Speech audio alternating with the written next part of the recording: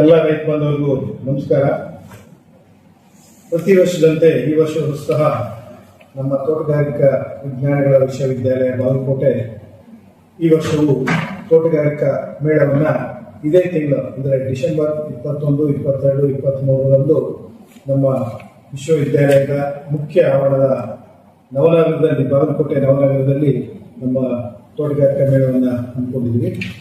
ಆ ಮುಖ್ಯ ಉದ್ದೇಶ ಏನಂದ್ರೆ, ನಮ್ಮ ವಿಶ್ವವಿದ್ಯಾಲಯದಲ್ಲಿ ನಾವು ಅಭಿವೃದ್ಧಿಪಡಿಸಿರ್ತಕ್ಕಂಥ ತಳಿಗಳು ಹಾಗೂ ತಾಂತ್ರಿಕತೆಗಳನ್ನ ರೈತರಿಗೆ ಪರಿಚಯಿಸ್ತಕ್ಕಂಥದ್ದು, ಅವರಲ್ಲಿ ಈಗಿರ್ತಕ್ಕಂಥ ತಾಂತ್ರಿಕತೆಯಲ್ಲಿ ಬದಲಾವಣೆ ತಂದು ಹೆಚ್ಚಿನ ಉತ್ಪಾದನೆ ಹಾಗೂ ಆದಾಯವನ್ನ ತರ್ತಕ್ಕಂಥದ್ದು ನಮ್ಮ ಮುಖ್ಯ ಉದ್ದೇಶ.